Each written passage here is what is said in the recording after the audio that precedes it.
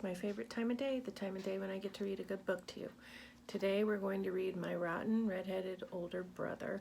It's by one of my favorite authors, Patricia Polacco, and I've read this to my class and they always love this book. It's a funny book, and if you know anything about her, you know she illustrates her books also, and that she writes a lot of true stories about her family. And here are some photographs of her when she was younger with her family. And some of these people are going to end up being characters in the book. I actually got to meet Patricia Polacco once. That was great. My Rotten Redheaded Older Brother. My brother and our mother and I all lived with my grandparents on their farm in Union City, Michigan. Now my babushka, my grandmother, knew lots of things. She knew just how to tell a good story, she knew how to make ordinary things magical, and she knew how to make the best chocolate cake in Michigan. After she told my brother and me a grand tale from her homeland, we'd always ask, "Bubby, is that true?"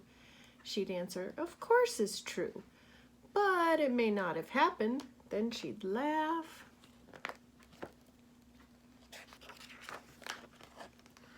Now I knew that she loved me all right, but I couldn't quite understand how she could even like my older brother, Richard.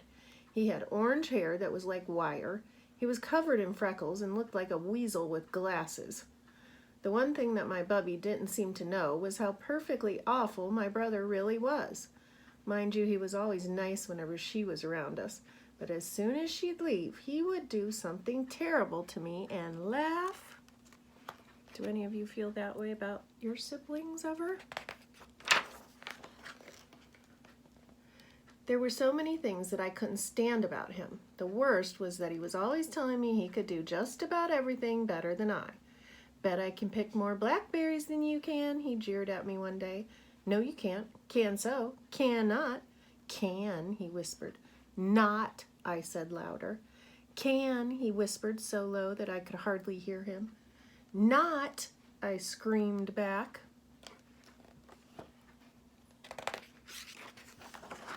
We both picked berries for most of the afternoon. Well, he upped and did it. He not only picked more berries than I, he set a record that wasn't even challenged for the next 10 years. "You make me sick, Richard Barber," I yelled at him. Then he smiled that smile that only a rotten red-headed older brother could smile. Do you ever get in a competition with your brothers or sisters?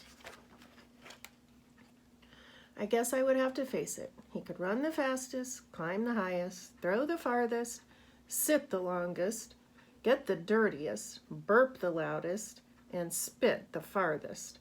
He had no equal, certainly not me. "And I'm 4 years older than you. Always have been and always will be," he sneered.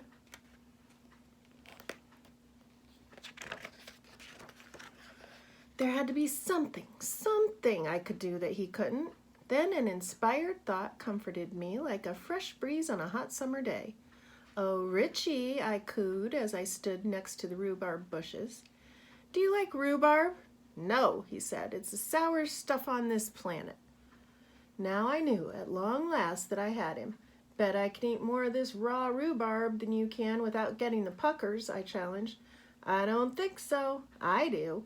"I don't," he said, narrowing his eyes. "I do," I insisted. "Don't," he hissed, looking smug. "Do," I said furiously as I grabbed the first stalk and started chewing it almost down to the leaf. Do you know what rhubarb is? It's kind of sour. When I couldn't get one more sour bite into my mouth, he was still eating with relish. "I thought you said you don't like rhubarb," I said through pursed lips. "I don't like it."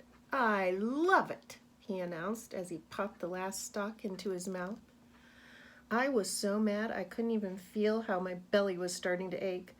"I can't stand you, Richard Barber. I double dog can't stand you," I screamed as I went into the house to be consoled by my grandmother. "Yeah, and I'm 4 years older than you too, little twerp. Always have been and always will be," he called after me. Then he laughed that rotten red-headed older brother laugh. That night at dinner I could hardly eat. "Have you been eating angry apples again, child?" Bubby asked as she sliced me a huge wedge of rhubarb pie. "I baked your favorite." Richard gave me one of his extra rotten, weasel-eyed, greeny-toothed grins.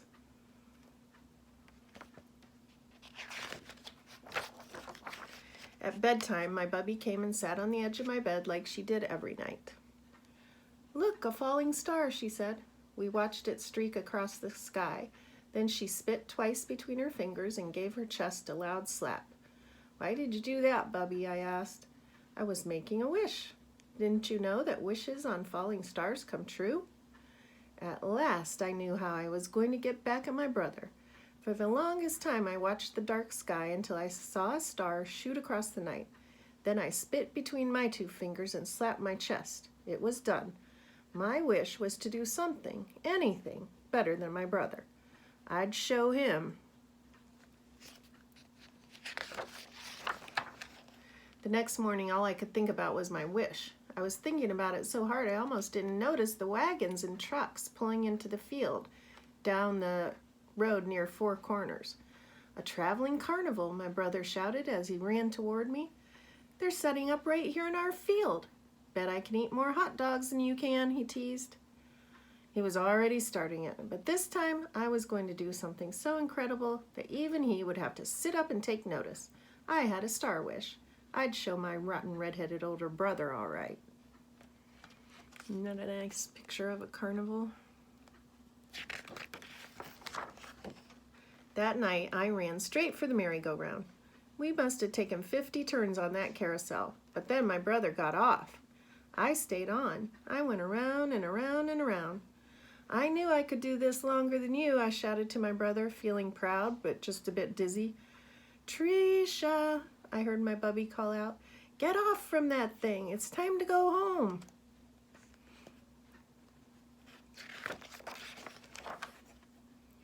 The last thing I remembered was stepping off from the platform. Next thing I knew, I woke up with Bubby sitting on the edge of my bed. Mom and Grandpa were there too. "You gave us all a fright," Mama said. "How do you feel?" "What happened?" I asked. "You fell," my rotten red-headed older brother announced with the biggest grin on his face. "I don't know what we would have done," my Bubby said softly. "Your brother carried you all the way home, and then he had to run to get Dr. Lee.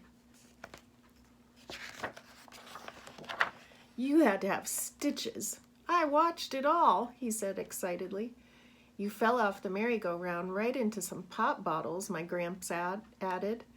"You even passed out," my brother chirped. "Looks like you finally did something special." It was from that exact moment that our relationship changed somehow. "Thanks, Richie," I said to him. "What's a big brother for anyway?" he said, blushing. And do you see the photo there, a real photo?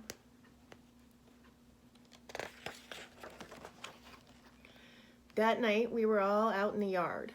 On hot Michigan nights, it was my family's custom to sleep outside where it was cool. "Look at those stars," Bubby said quietly. "Wishes are funny, aren't they?" I said. "Sometimes they come true differently than you think they will.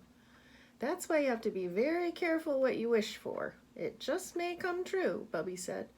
Then she squeezed both of our hands. "Hang on to the grass," she whispered. "Why, Bub?" my brother asked. "Because if we don't, we might float up to the stars."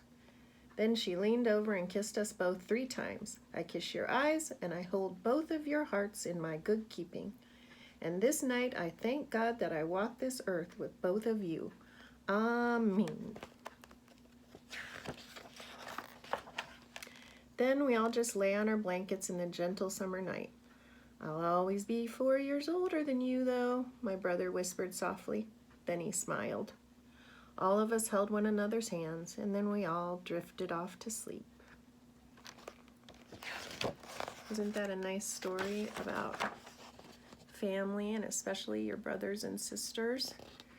And there's another book about Rotten Richie. It's called Rotten Richie and the Ultimate Dare. My class really likes that book too. And I hope you liked this one. and I will see you next time. Bye, Grant.